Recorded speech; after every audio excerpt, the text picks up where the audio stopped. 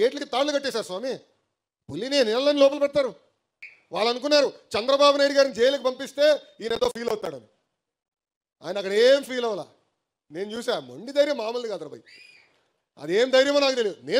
నాకు బాధ కలిగింది. ఆ రోజు నాకు ఎందుకు బాధ కలిగిందంటే బాబు గారిని అరెస్ట్ చేశారని కాదు. ఆ జైలు ముందర 2 శిలాఫలకాలు ఉన్నాయి. మొదటి శిలాఫలకం 1996లో, అంటే మొత్తం జైలుని 1996లో మోడర్నైజ్ చేసిన వ్యక్తి చంద్రబాబు నాయుడు గారు అని ఉంది. దాని పక్కన 2వ శిలాఫలకం ఉంది. అది 2014 నుంచి 19 మధ్యన ఏ బ్లాక్లో అయితే చంద్రబాబు నాయుడు గారు మేము కలిసేవాళ్ళమో అది కూడా చంద్రబాబు నాయుడు గారే చేశారని ఉంది. అంటే చివరికి జైలుని కూడా అభివృద్ధి చేసింది చంద్రబాబు నాయుడు గారిని. అలాంటి వ్యక్తిని జైల్లో పెట్టారని ఆ ఒక్క క్షణం బాధ కలిగింది నాకు. బాబు గారిని చూస్తే కళ్ళంటే నీళ్ళు వచ్చింది. ఆయన ఒకటే, ఎందుకురా భయపడుతున్నావు, ఎవడేం చేయగలుగుతాడు మంది, ప్రశాంతంగా ఉన్నాను ఇక్కడ, కేసు అన్ని చదువుతున్నా, ఏం పర్వాలేదు, మీరు సరిగ్గా బయట పని చేయట్లేదు, ఇంకా పరిగెత్తండి అంటే ఆ మొండి ధైర్యం ఎవరు అనుకోలే. అందరూ అనుకున్నారు బాబు గారిని జైల్లో పెడితే కుమిలిపోతారు, ఇబ్బంది పడతారని. చూసాం కదా పులి. ఆ రోజు జైలు బయటకు వచ్చినప్పుడు కూడా పులిలాగా వచ్చిన వ్యక్తి. ఇది మనం మర్చిపోకూడదు. ఎందుకంటే ఇప్పుడు మన అధికారంలో ఉన్నాం, సెల్యూట్లు కొడతారు, గ్రీన్ కార్పెట్ ఏమన్నా వేస్తారు, రెడ్ కార్పెట్ ఏమన్నా వేస్తారు బా. కానీ కష్టకాలాలు మనం మర్చిపోకూడదండి. ఎన్ని ఇబ్బందులు ఎదుర్కొన్నా మనం మర్చిపోకూడదు. నేను పదే అన్ని మీటింగ్లు అంజిరెడ్డి తాత గురించి చెప్పా, మంజులారెడ్డి గారి గురించి చెప్పాను. ఏకంగా మన గాంధీ గారు ఉన్నారు విజయవాడ కార్పొరేటర్గా. అక్కడ ఉన్నవారు ఆయన పైన దాడి చేసి కన్ను తీయేశారు. ఒక కంటి చూపు పోయింది. ఇంకా వాళ్ళని ఆదర్శంగా తీసుకోవాలి. ఇంకా మన నియోజకవర్గం వచ్చేలాగా కొల్లు రవణనే మనకు ఆదర్శం. ఎంత ఇబ్బంది పెట్టారు, అడుగడుగున ఎట్టొకట్ట కట్టేయాలి, ఆపాలి స్పీడ్ అనే ఆలోచన. కానీ మన ఆగల, తగ్గేదే లేదా నినాదంతో ముందరికెళ్ళి. అది తెలుగుదేశం పార్టీ గొప్పతనం. కానీ కష్టకాలాలు మనం మర్చిపోకూడదండి. అధికారంలో ఉన్నా ప్రతిపక్షంలో ఉన్నట్టే మనం ఆలోచించాలి. మనందరం ఒక పెద్ద కుటుంబం, సమస్యలు మనకు ఉంటాయి. ప్రభుత్వం 10 నిర్ణయాలు తీసుకుంటే 3 తప్పు అవుతాయి. చెప్పండి, చర్చిద్దాం.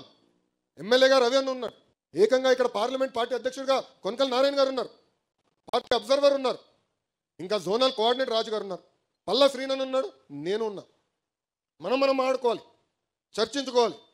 మనం ఏదైతే తప్పు జరుగుతుందని భావిస్తామో అది తీర్చిదిద్దే వరకు మనం పార్టీ లోపల పోరాడాలి.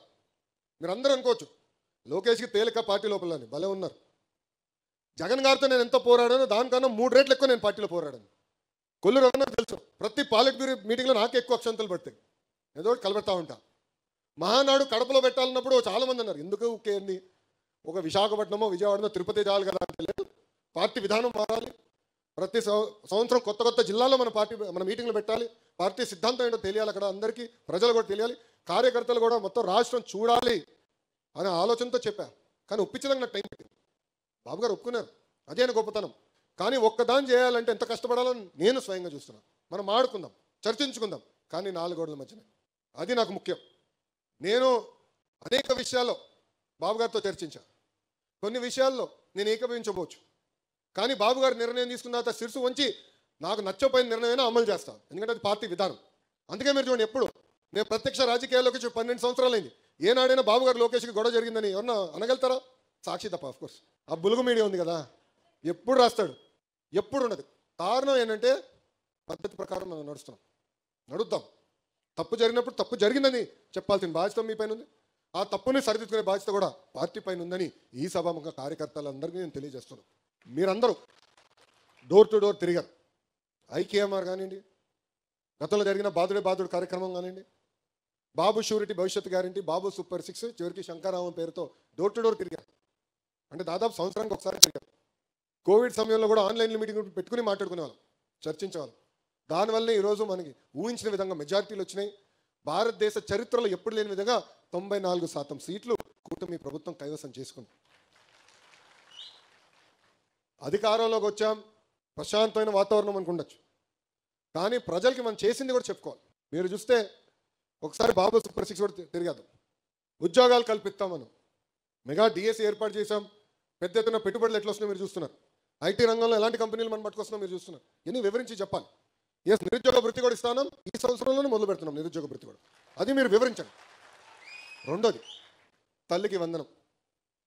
తల్లికి వందనం అనేది కేవలం డబ్బులు ఇష్టమే కాదు, భూమి కన్నా ఎక్కువ భారం మోసేది మహిళల్ని గౌరవించాలి, తల్లిని గౌరవించాలి అనేది తెలుగుదేశం పార్టీ విధానం.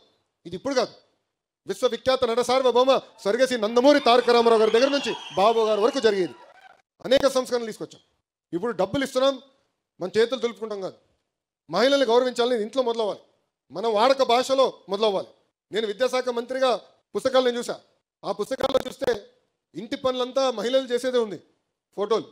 ఈ సంవత్సరం మార్చా, 50% మగవాళ్ళు చేయాలి, 50% ఆడవాళ్ళు చేయాలని పుస్తకాల్లో మేము మార్చా. మహిళల్ని గౌరవించాలనేది ఇంట్లో మొదలవ్వాలి. ఇది మనం మాట్లాడాలి. తల్లికి వందనం అనేది చాలా ఇంపార్టెంట్.